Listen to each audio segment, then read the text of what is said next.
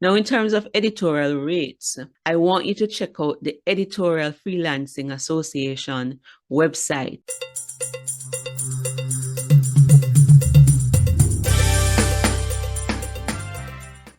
What if writing a book is not just a way to transform the lives of many people, but also a way to create financial freedom and leave a legacy? Wouldn't you want to find out just how to do that? Well, that's what this show is all about. Hi, I'm Hennika Watkis Porter, speaker, coach, author of Podcast Power, and the host of the Entrepreneurial You podcast, inviting you to listen to the Authorpreneur Secrets podcast, brought to you by C. Ruth Taylor, best-selling indie author and the Caribbean's most trusted voice on entrepreneurship. Tune in for inspiration, information, and innovation to write and win with books. Get ready to dominate entrepreneurship. Greetings, entrepreneurs. Welcome to episode 96 of the Authorpreneur Secrets podcast. I'm your host, C. Ruth Taylor, and this is a show that gives you the roadmap to take charge of your publishing with stories and strategies to dominate entrepreneurship. Coming up in today's show, we are continuing our self-publishing tips for authors, our Back to Basics series. And today I'm going to be talking about editing, self-editing, professional editing, where you can go to get these services done and the costs involved in this process. So stay tuned.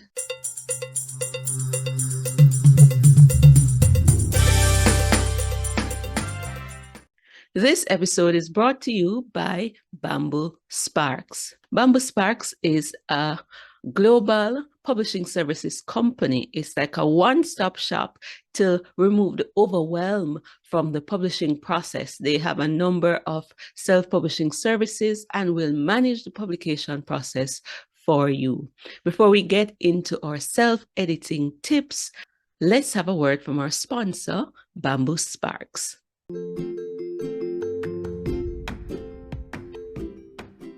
Your book is the perfect spark to get the fire going in your personal life, career, business, or ministry. Light that book spark today with Bamboo Sparks, a global independent publishing services and publishing education and training business for transformation.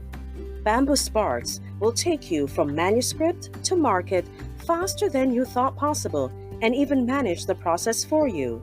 Check out their three main offerings: the Self-Publishing Spark, the Rocket Writing Spark, and their Bamboo Sparks Done-For-You management deals for authors in the Caribbean and the diaspora.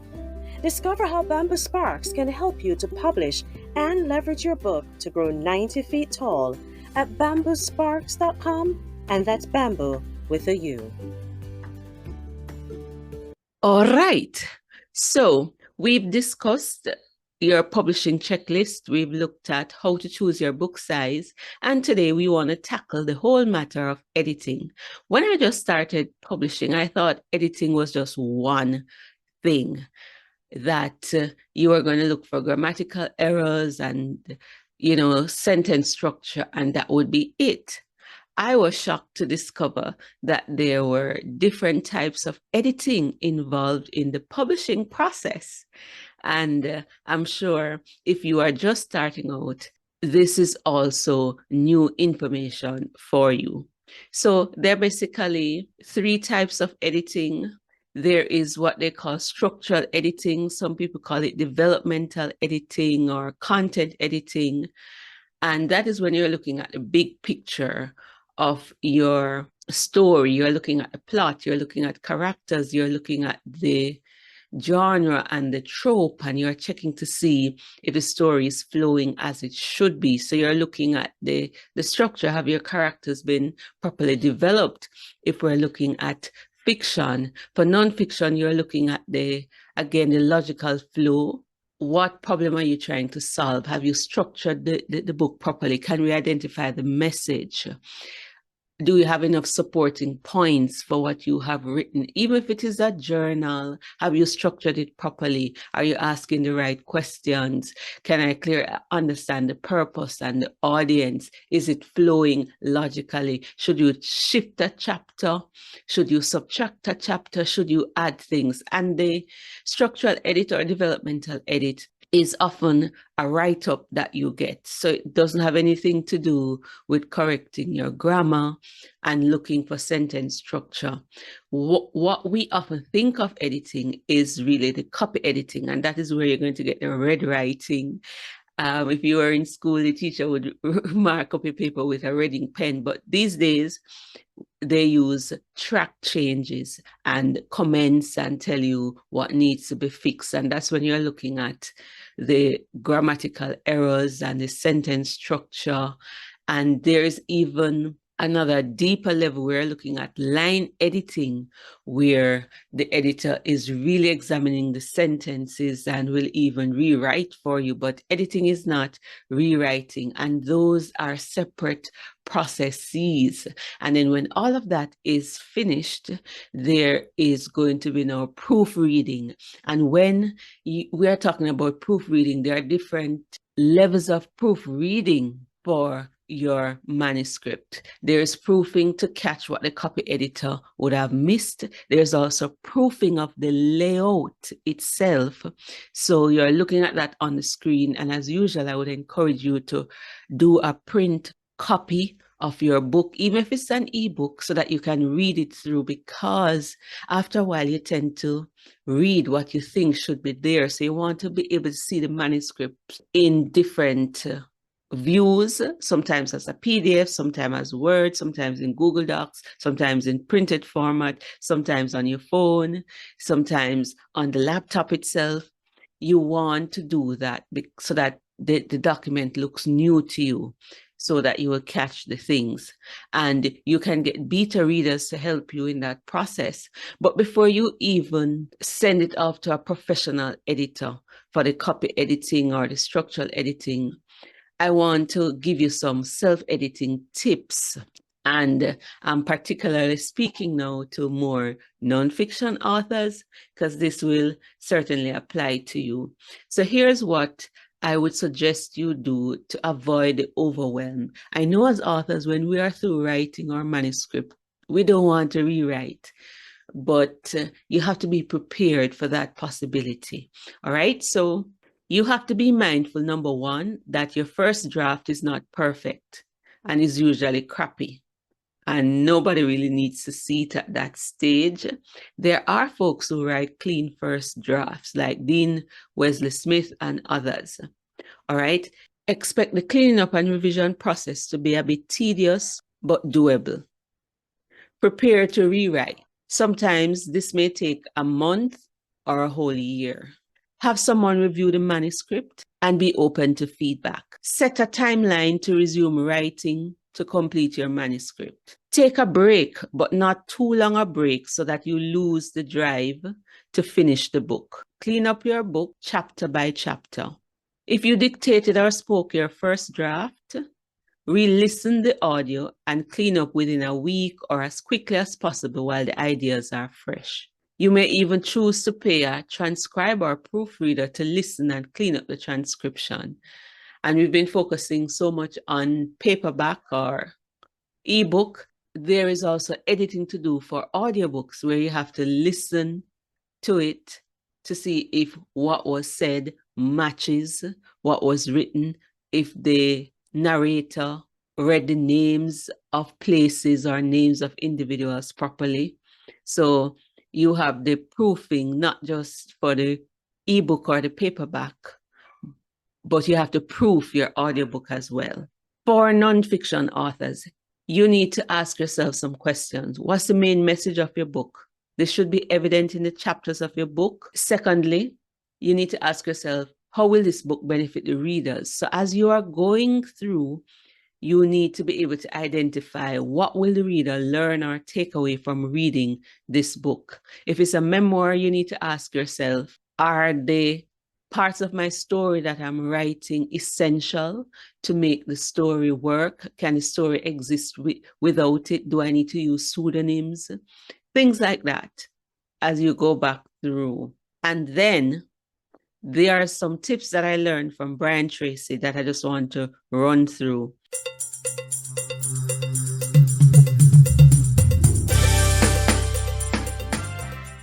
Very often you need to do 5 rounds of self-editing to polish your manuscript before getting professional editing and seeking endorsements. So the first round of editing, you're going to read the entire manuscript from the first word to the last word one time. This is what he suggests. And he says, in the process, as you edit, you will quickly discover many errors. So make sure to edit and correct any grammar or typos as you read. You should then organize all the necessary paragraphs with each one containing a single idea or thought. Be aware that the first edit is usually the longest part of editing your book.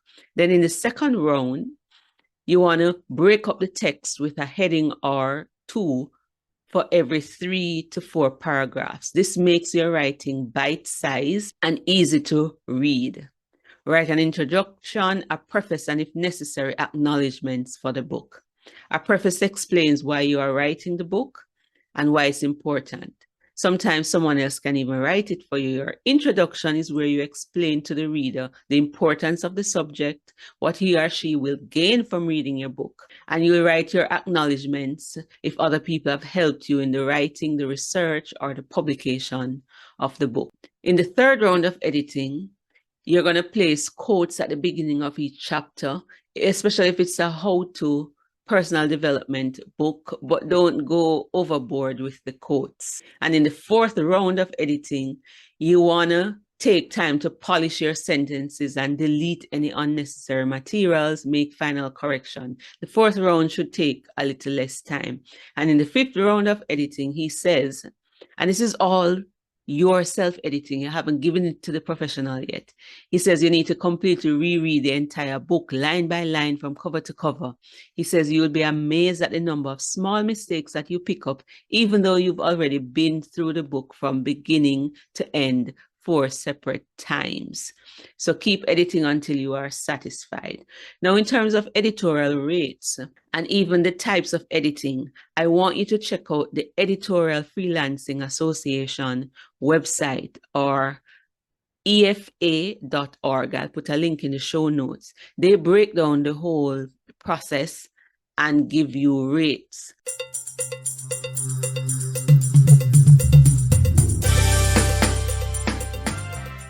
For example, they said if you're copy editing a fiction book, that can be $36 to $40 per hour, or 0.2 cents to 29 cents per word. And an hour is equal to 7 to 10 pages, right? And if it's a nonfiction business book, the rates are different. They say on average $46 to $50 an hour, or 4 cents to 49 cents per word, or 4 to 6 pages per hour. If it's a medical or science nonfiction book, it's even more. If you're looking at $46 to $50 per hour, that's 4 to 6 pages per hour. For developmental edit for fiction, you're looking at $46 to $50 per hour, or 3 cents or 13 to 39 cents per word. That's 4 to 6 pages per hour. For developmental editing for nonfiction, it's a higher rate. You're looking at $51 to $60 per hour. And that's every 4 to 6 pages can be $51. So these are standard marketing rates. And you can always go to Bamboo Sparks. Bamboo Sparks rates are a little bit less in some areas. In the EFA guide, in terms of the rate, proofreading fiction is $31 to $35 per hour, and an hour for proofreading is about 11 to 15 pages. Proofreading of nonfiction is $36 to $40 per hour, or every 7 to 10 pages you would pay that. So those are some of the standard rates. So I'm going to put the link to that in the show notes. Now, there are some tips in terms of how to hire an editor Dave Chesson has produced a wonderful article on what to look for when hiring an editor so as not to waste your money. I'm going to put a link to that article in the show notes because it's very detailed, and he also recommends approved places that you can go and hire an editor. But here's my quick tip in terms of hiring an editor. You want to get referrals from other authors, so that's one, or recommendations. You want to look at their specialty. What is it that they specialize in? What genre of fiction are they editing? Non-fiction books. You need to look at the language. Then, most importantly, you need to send the editor a sample. What I tend to do is I would create a sample of a chapter, maybe 1,500 words, and I'd include some specific errors. And then I'd pay about 2 editors or so on Fiverr or elsewhere, the person I'm thinking of, and ask them to give me feedback on that. And you want to check for how long they take to edit and if they've identified some of the basic errors, the obvious errors that you included. This is a good test. So before you give them the whole manuscript, give them a chapter or maybe 1,500 words to edit before. So I trust that you found these tips helpful and useful as you prepare your manuscript for publication. If you found this useful, remember to subscribe to my YouTube channel, help me reach my first 1,000 subscribers, and share this episode with a friend. Our self-publishing tips for authors series will continue so that you can avoid certain mistakes and you can ensure the quality of the product that you are producing. And so that's why I'm doing this series. So share it with a friend. And ta for now, until next time.